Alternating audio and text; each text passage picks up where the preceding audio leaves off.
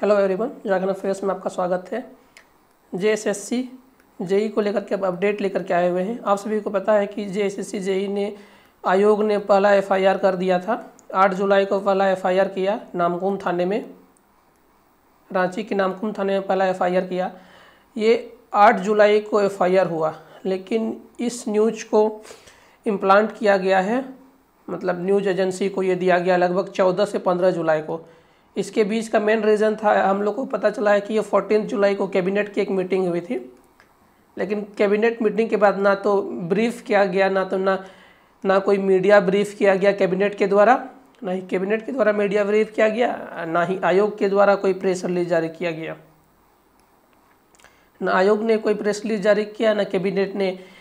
जो 14 जुलाई को जो मीडिया कैबिनेट का जो मीटिंग हुआ उसमें जो निर्णय लिए गए थे झारखंड सरकार का, कैबिनेट का, झारखंड गवर्नमेंट ने जो 14 जुलाई को कैबिनेट मीटिंग की, उसमें जो निर्णय लिए गए थे ये सब निर्णय लिए गए हैं। राज्य के 405 विद्यालयों पर ये सब निर्णय लिए गए।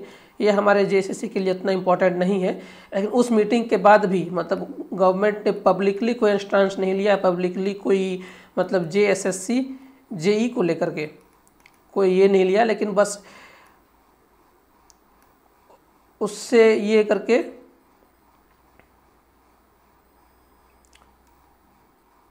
8 जुलाई को ये हुआ है और 8 जुलाई को एफआईआर हुआ है, लेकिन 14 जुलाई को जब कैबिनेट मीटिंग होती है, ये कैबिनेट मीटिंग हुई है 14 जुलाई को, और उसी मीटिंग के बाद, कैबिनेट मीटिंग के बाद न्यूज़ को इम्प्लांट किया गया है, न्यूज़ इम्प्लांट किया गया है एजेंसी लोग को।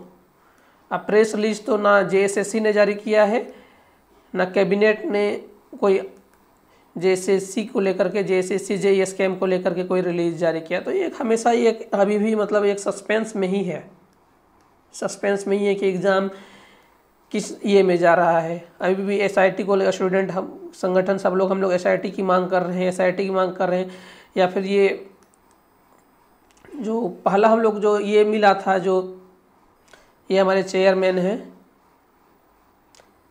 ये हमारे हेमंत सोरेन हैं। हम लोग को सभी को पता है कि 29 जुलाई से 5 अगस्त में विधानसभा, झारखंड के विधानसभा का सेशन शुरू होने वाला है। और ये हमारे हैं सुधीर त्रिपाठी जी हैं, जेएसएससी के चेयरमैन हैं। और जो साहेबगंज से पहला लिंक मिला था,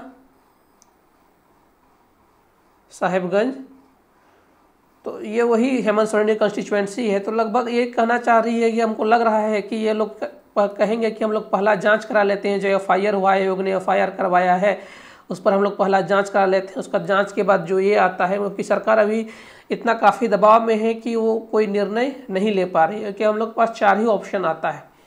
एक साइड विधानसभा में गवर्नमेंट रहेंगी, एक साइड ये जेएसएससी रहेगी, जिसका हम लोगों ने नाम भी रखा था झारखंड सरकार सेटर कमेटी, झारखंड सरकार सेटर कमेटी। क्योंकि इतना सारा पब्लिक डोमेन में आने के बाद भी जब पब्लिकली सरकार को स्टांस नहीं ले पा रही है, तो मतलब सरकार बहुत सारा काफ़ी दबाव में है। और उसका ये सब इसलिए किया जा रहा है क्योंकि हमको लग रहा है ये पेटिशन से बचने के लिए किया जा रहा है। जब पेटिशन करने जाएंगे,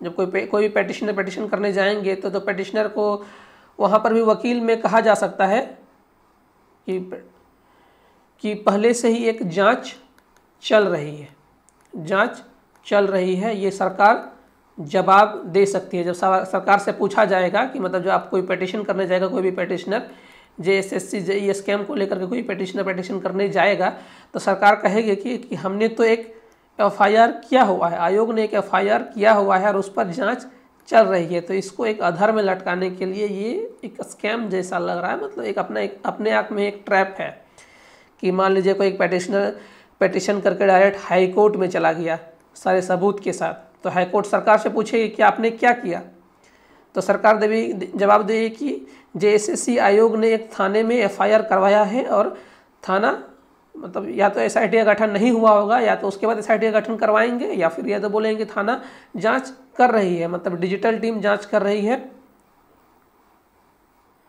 तो ये एक तरह का मतलब एक सोची समझी चाल हो सकती है गवर्नमेंट को, मतलब इस चीज़ को लंबा खींचने की। तो वैसे स्टूडेंट जो भी प्रिपरेशन में लगे हुए हैं, मतलब जो प्रिपरेशन कर रहे हैं वो अपने आप प्रिपरेशन में लगे रहें। मतलब बहुत लोग बोल रहे हैं कि हम लोग एग्ज़ाम कैंसिल कराने में ये कर रहे हैं, तो वैसे लोगों से एक ही ये है कि प्रिपरेशन में हम लोग किसी को भी ये नहीं बोल रहे हैं कि आप प्रिपरेशन मत कीजिए। प्रिपरेशन में हम लोग किसी को भी डिमोटिवेट नहीं कर रहे हैं। अगर एग्ज़ाम कैंसिल होता है, एग्ज़ाम कैंसिल होने के बाद भी उसी स्टूडेंट का सिलेक्शन होगा जो प्रिपेयर कर रहे हैं, जो रियल स्टूडेंट है,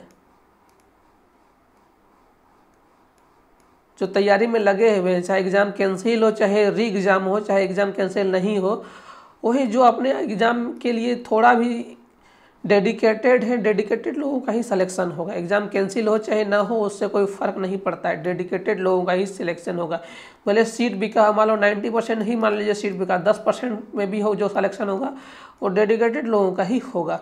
भले कम चांस, कंपटीशन बहुत ज़्यादा बढ़ जाएगा, बस वही एक होता है। मतलब ये बहुत ज़्यादा कंपटीशन बढ़ जाएगा, मतलब एक क्रीमी स्टूडेंट ही जाएंगे बहुत ज़्यादा। तो वही होता है कि जब क्वेश्चन लीक होता है तो कंपटीशन लेवल बहुत चला जाता है, कट ऑफ बहुत ज़्यादा हाई हो जाता है। तो वही होता है कि फेयर चांस सबको नहीं मिलता, इसलिए सब लोग बोलते हैं कि तो बस वही के लिए चांस बोला जाता है कि क्वेश्चन लीक ना हो, एक फेयर चांस सभी से लिए मांगा जा रहा है। तो सरकार को, हमको लग रहा है कि हर किसी को इसलिए लग रहा है कि सरकार ने जो FIR कराया है कि जब भी अगर ये SIT के लिए मांग किया जा रहा है, इसको लेकर जब भी कोई इसमें जाएंगे आयोग, इसमें हाईकोर्ट में जब जाएंगे, हाईकोर्ट में जब सवाल पूछा जाएगा पिटिशनर को कि सरकार ने आपने क्या किया, तब सरकार के पास एक जवाब एटलीस्ट तो ये तो रहेगा कि हमने एक FIR किया हुआ है और उस पर जांच चल रही है। तो ये भी एक स्कैम के जैसा है। तो इसलिए इस आंदोलन में अभी भी डिजिटल आंदोलन में जुड़े हैं, जब तक पब्लिक डोमेन में आकर के सरकार इस एग्ज़ाम को कैंसिल नहीं कर देती है, या फिर हाईकोर्ट का ही जवाब नहीं है, हाईकोर्ट की तरफ से या कोई जवाब, हमको लग रहा है कि हाईकोर्ट में ही जाएगा, हाईकोर्ट का ही जवाब आ जाता है, या फिर हाईकोर्ट का भी हम देखते हैं, या फिर सरकार का भी देखते हैं सरकार इस पर क्या स्टांस ले रही। आगे जो भी स्टांस आएगा हम आपको अपडेट करते रहेंगे। प्लीज़ इस वीडियो को लाइक, शेयर और सब्सक्राइब करते रहें, और हमारे साथ जुड़ने के लिए बहुत बहुत धन्यवाद।